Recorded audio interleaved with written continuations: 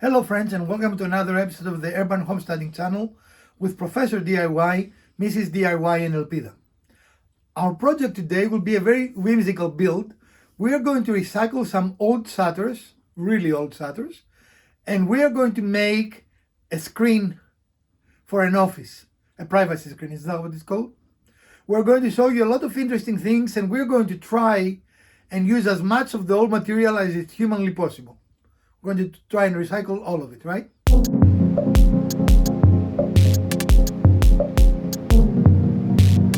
It is days like today that is raining outside and we cannot use our deck, that it becomes obvious that we needed a bigger shop, right? Yes. All right.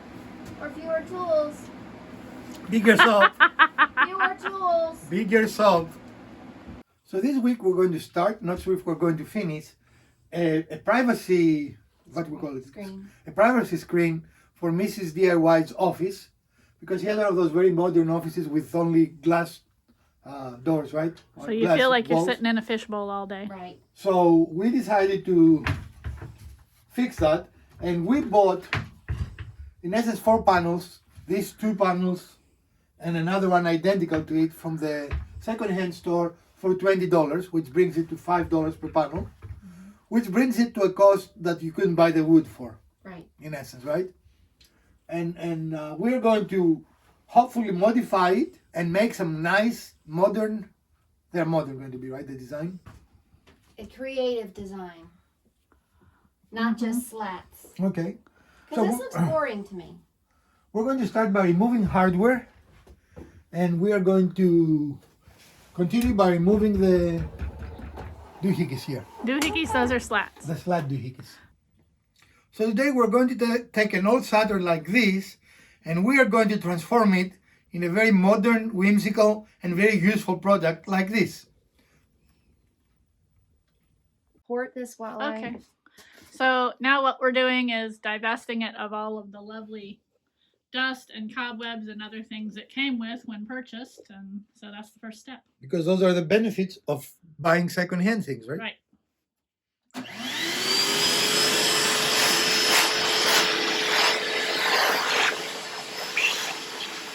All right, so we're taking the hardware off. On one side we've got the screwdriver, the other side we've got the handle. Can you try to rotate it off? That might be easier. There we go.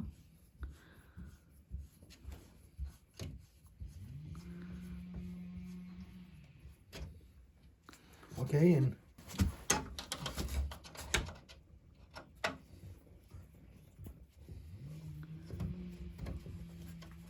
otherwise, this is the easier way to do that in case you guys didn't know it. Another trip and trick. Ticks and trips and No, I said trip and trick. trip. Oh, okay. And we have a very nice, that almost looks like a Craig screw actually, because it has a nice head. Look at that. I'm sure we'll find a use for it. You have to be in a place where you can reach it.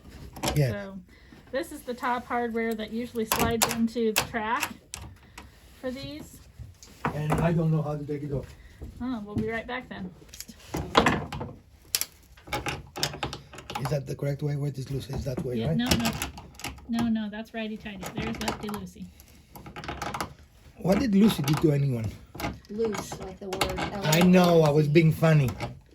Well, that looks like the correct way to do it, because now it's loosening up and it's coming out. You can see it. At least we hope it's the correct way, because Well, it is. someone did it here and broke that out. Yeah. So we'll make a repair on that split. That's not a problem. But for this, we can see that it is coming out. Slowly. Yeah.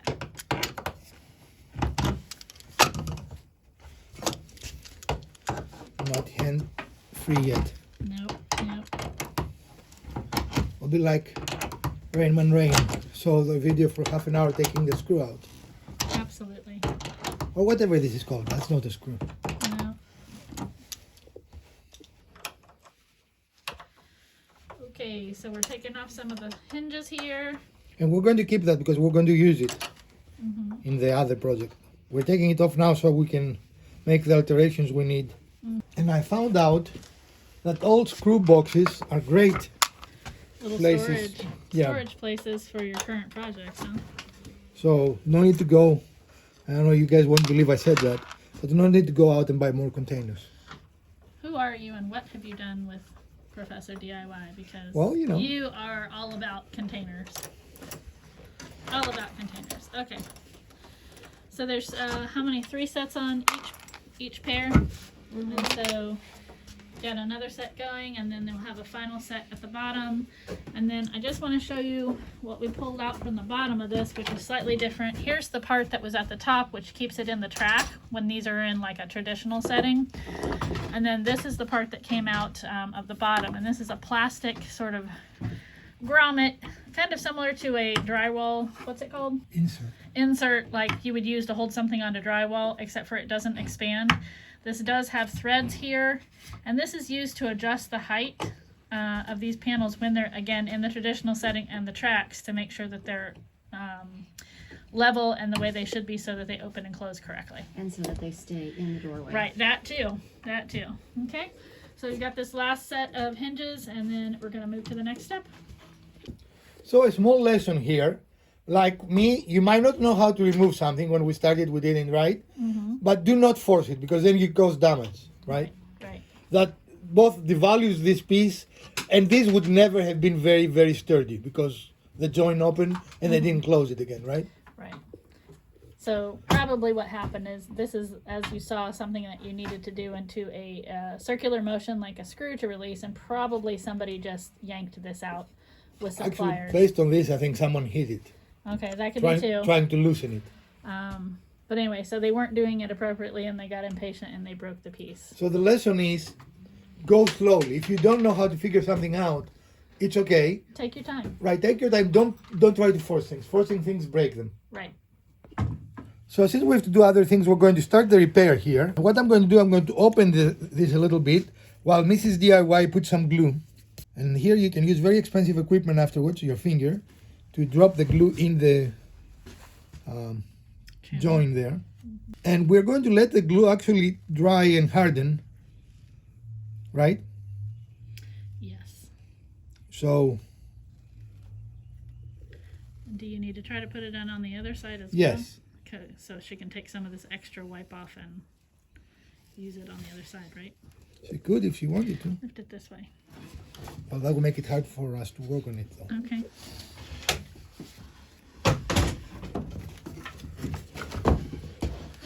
It will drip, and that is okay. Well, this is the thick stuff, so it shouldn't probably drip too much, I would think. Oh, the hounds of the Baskervilles are on alert. And what is the plan here? Are we planning to? Haven't decided yet. So the plan is no decision made, Excellent. We've got All time within the plan, then. and we're going to put a clamp on it now. Relax, don't do it. Can we be demonetized from songs we actually I was singing? going to ask. A very nice squeeze. Excellent. Can see that squeeze out. Okay. And so our next step will be to try to remove these louver, slats, pieces of wood, whatever they're called, right? It's either louvers or slats, right? And we're going to attempt to remove them in a way that we can actually keep them, right? Use them. But if that fails, we do what you have to do. So we're going to figure out a way to do it, and we're going to show you how we did it. So attempt one is using a Japanese pull saw. Really what we're doing here is trying to make a hole in so that we can get our jigsaw in. And again, we're trying not to damage the piece, if at all possible. Oh, like you're almost there. Yeah, the issue is that, of course, the blade doesn't go all the way down into that little, there, into that little space. The blade doesn't reach all the way down in there because of the angle. Yeah, so but when you get it enough, you can go the back way. That's what I'm thinking. Yep. Or we could use a reciprocating tool. So I've got it open to this point here. You can see the blade of the saw is going in. And it might be something we have to flip it and go from the other side because of the angle. But I can definitely start on this side and do. You might not have to do that, so don't worry about it. Okay. We might be able to just jiggle.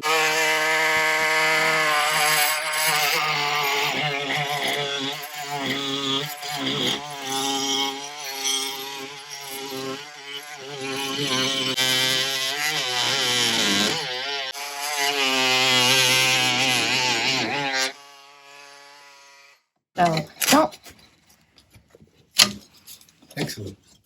Okay. So we don't need to cut them. We only need to cut one side. So that is a little groove where they're designed to go in. They had a little bead of glue. Since it's an old glue, it probably came free pretty darn easy. And we just cut this one side. And so now we have an opening that makes it easier for us to get to the next level, and we'll just keep going on down this whole grid. Okay, we use a jigsaw with a fine cut blade is the absolute best tool for this process here. I don't think there is a better tool that you can do it faster. Okay, so let's remove there. So that was our third tool to remove these. And there it goes. They're all going to come out easy now. Great. Don't say that. I'm saying it. You say it, it's going to be. So they're going to come out.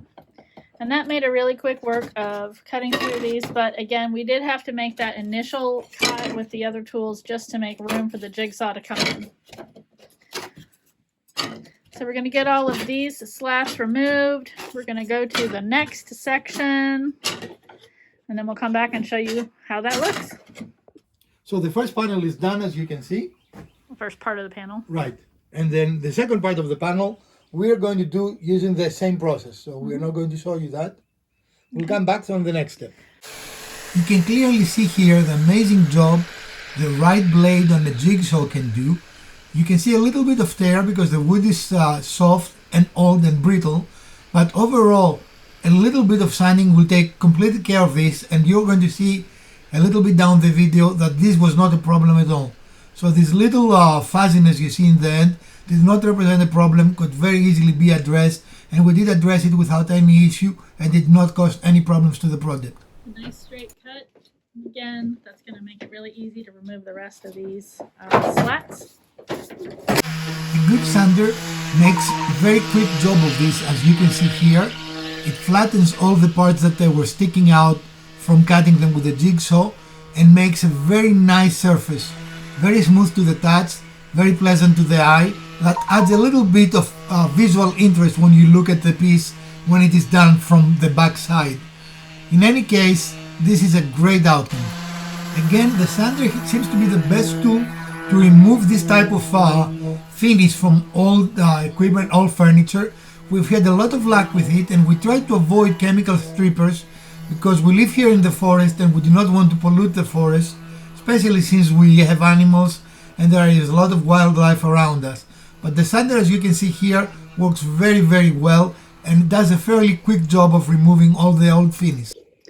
So what we're doing here is taking some sandpaper to take the finish off of this and bring it back down to the natural wood. We started with a fairly fine, but it looks like we need to go to a more rough grit.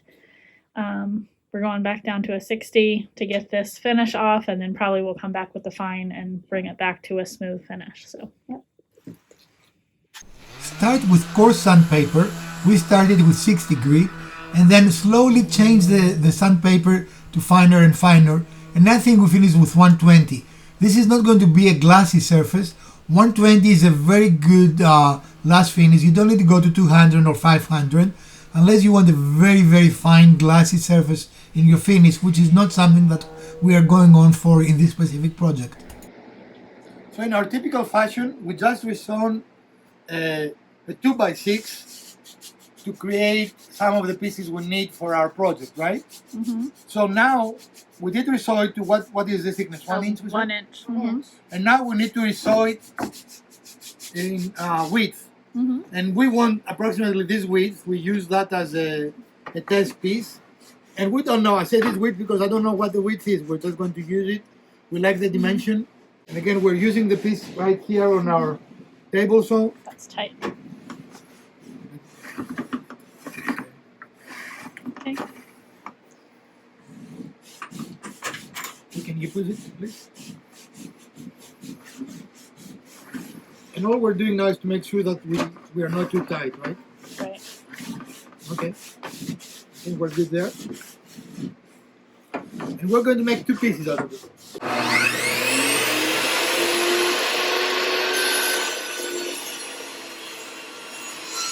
So out of a single 2x6 scrap, we got those two pieces that we need, right?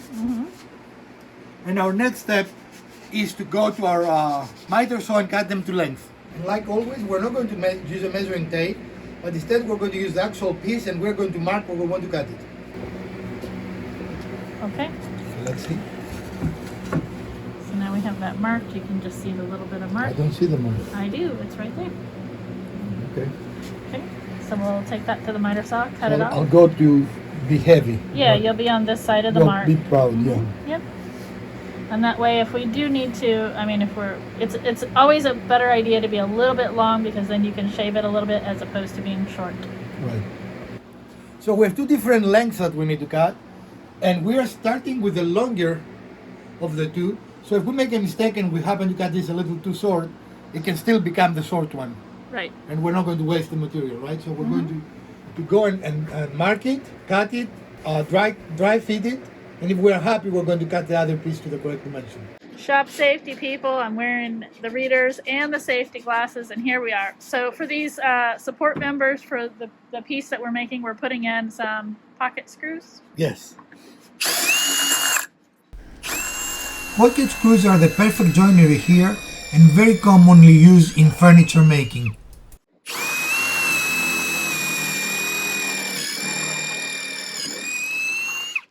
And while you can put in one for this width, two is better to keep it from twisting while it's in place. And this will not really have a lot of rotation, but we have seen this kind of lumber changing a lot. Right. And that will prevent it from twisting and make the project look And ugly. so again, when you're doing pocket holes, you're doing this, and instead of like flipping it upside down, you want to flip it this way to make sure that your pocket holes are going to end up on the same side of your piece to keep yourself consistent. That is true most of the cases. It's not always true. But for this one, it is. Yeah, for this one it is. Okay.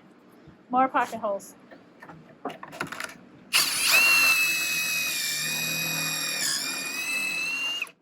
And it sprays out a lot. That's normal. There we go. So now we are going to use our bandsaw to cut little plugs from the slats we removed. And you can do that by hand. We try to save some time here, right?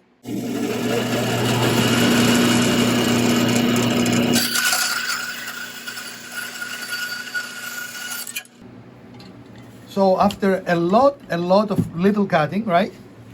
Actually, the bandsaw made it a fairly quick process. Yeah, the bandsaw was quick. Compared, I mean, if you consider how many pieces we had, and we have a lot of similar size pieces, and where those will go is fill those to make it look like this. Not a necessary step, and a step you can achieve by using wood filler. Right. We just chose to go that way because we don't want to have the holes there, right? Right. And again, this is where the slats were. This is where we originally cut them off. And so the opposite side here is just where they were pulled out, removed, and so we're just going to take those little plugs and put them in there to make it nice and even. And what is the interesting part of all this? What is the Do you interesting part? need a bandsaw to do it? No. It will take you a long time because there are a lot of pieces, right? But a hand saw can, I mean, these are small pieces that cut easily. So you can do it with any saw. Because we have to do the video and we try to do things fast, for us a bandsaw made sense and we have it. Right. But it's not a required tool. So we are set up in an assembly-like process, and we are going to put a dab of glue in each opening, and then we're going to put the plug, and we're going to press it in, and we're going to repeat that 150 times. 39. 150 sounded better. So we don't need to hit it, it goes in easy. So this is repetitive, but something we decided to do for aesthetic purposes, right? That doesn't serve any other purpose but aesthetics. And a little percussive persuasion goes a long way. This is truly assembly line, right? So we have inserted all the plugs throughout the piece, and one of the things we discussed is maybe we should have used the jigsaw and cut both sides at the same time, but that would have prevented us from making such clean cuts, because once this side is released, the top side would have been flopping as we're cutting it, you know? Okay. So even though it takes a little bit more time, it gives us a better outcome. So now we're going to do a little bit more of Mrs. Wizard's favorite activity before we put the middle parts. And that, of course, is sanding, right? This is 2 times normal speed, but we wanted to show you how efficient the sander is in getting these small pieces that they protrude a little bit to the surface, totally flush with the surface, and what a good job that does, and what an awesome look that is when you're done. Again, the important thing here when you have a handheld sander is not the brand of the sander, but actually the quality of the sandpaper you use. Do not spend a lot of money on a handheld sander, just spend a little more money and do not buy the cheapest paper you can buy.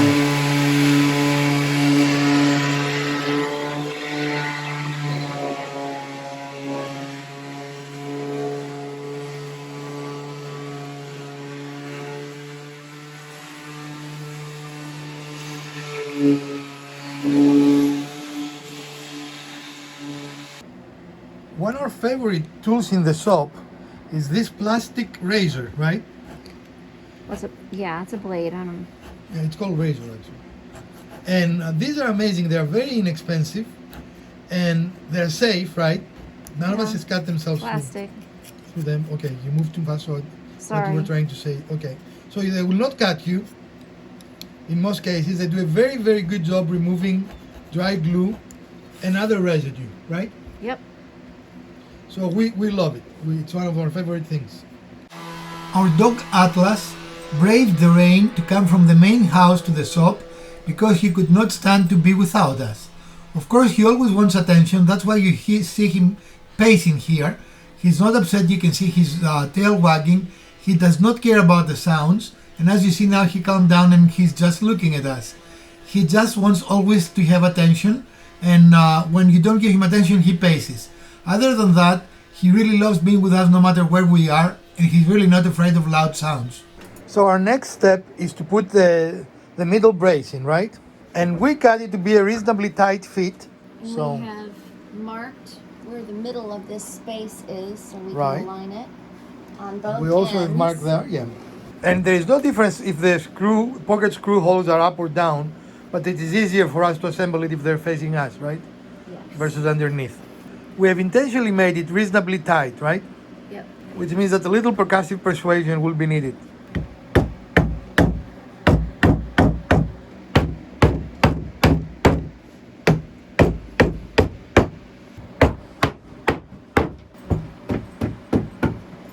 We got a new helper in the shop. Do we have both of them or just one? No, just the one.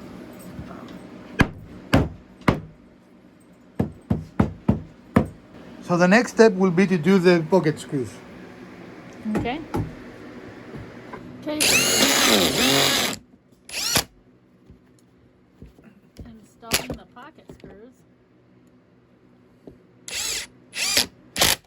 And our money savings tip, we are not sponsored by Mousecraft, but we're using Mousecraft screws because they're much less expensive than the crack screws But they work the same. They're just Yeah, they're as good. designed. Yep. for the same So, purpose. okay. And here we are, the middle structure, I don't know what you want to call them here, has been installed. And you are ready for the next step, whatever that may be. Okay. So here's a contraption we have made up.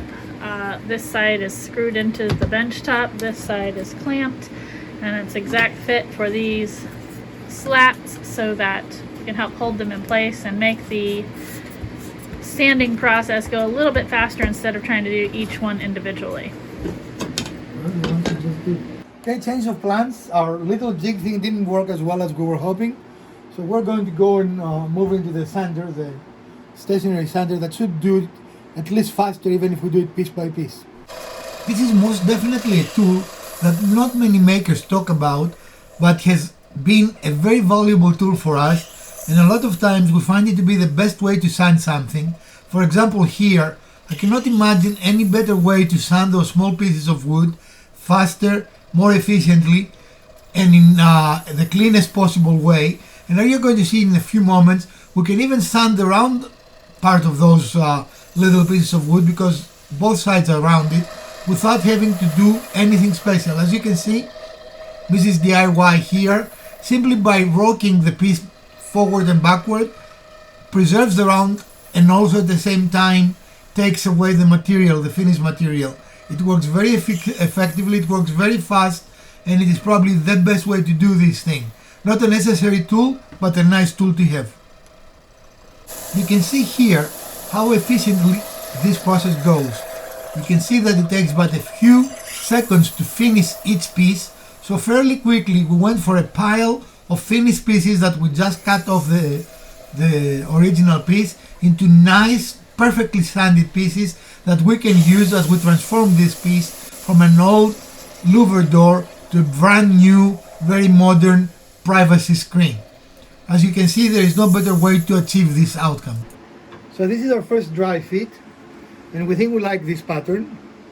In order to move further, we need to start cutting though, right? So we cannot do anything without doing that. So we're going to do that. We're going to cut some and we're going to get back. So we're using a pin nailer here for two reasons. If we need to change the design, they don't really provide strength as far as structure, right? They just hold them in place. And the second is we don't need any more. So if we like this design, they're not going to go anywhere by themselves. They're not going to fall off. But we don't need anything more than a pin nailer. And by the way, we very easily repair our pin nailer that was actually leaking last week, right? Yeah. That should have been a video. Should have been. But we were busy doing project stuff. So the good news is our Mr. Buddy is keeping our soap at a very nice temperature. But the bad news, it starts getting dark outside. So we have placed and pin nailed our kind of almost lathing strips. These were the louvers that we had into the orientation that I wanted. And we continue the pattern in the opposite direction with the arrows, I guess. And we're going to add some additional pieces of interest with some more of these kind of plaques or whatever we're going to call them into the different areas here. And so we're moving along. I'm going to start on this end and I'm going to keep going. All right. So as we're completing this design, there comes a point where we're flipping the design to make the arrow go in the opposite direction. So to make sure that we're lined up correctly, we are using this square. When your staple gun stops working, means you've been working too long. Is that the signal? It means the project is over. Is that the equivalent of TV snow? I think so. For those of you who remember TV snow. Hey, now you're aging ourselves. I didn't give any age, I just said for those of you who remember it. So that's all that matters, right? As you can see, the design is really coming out nice. Looks really good. And again, our little pin nailer's getting a little bit tired, so we're fighting with it a little bit, but it's going all right. Okay, here we are. This has been a very, very long project, right? So, with a little more work to do, we're going to put triangles here to add kind of visual element to it. And you notice we went with a little thicker wood here, and that gives it even more three-dimensionality, right? Those are the same dimension, and then this will be half. The triangle here will be half the dimension of those two. So everything will remain very, what you call it, symmetrical. Consistent. Okay. So clearly we did not finish, but we are all finished for the day. It has been a kind of a long day. Yeah. Not necessarily bad, but this project takes a long time to complete. It's a very detailed project. So at some future episode, we're going to show you the final build. But the process is the same. In essence, we have shown you everything you need to do in order to finish this project, right? Right. And the only difference, you will need another square, and then you cut the square in half, and you have the two triangles. Right. And then two more triangles there. And then two more triangles So there. you need two squares. Right. But we have shown you how to do all that, right? Okay. So we're ready. Well, we are tired. We hope you enjoyed the episode. We definitely enjoy building it. It looks the way we wanted it to look. If you enjoyed this episode, please give us a thumbs up. If you didn't, hit the other button twice. Share, like, subscribe. Let us know what else you might want to see in our channel. From Professor DIY, Mrs. DIY, and Elpida, let's build something.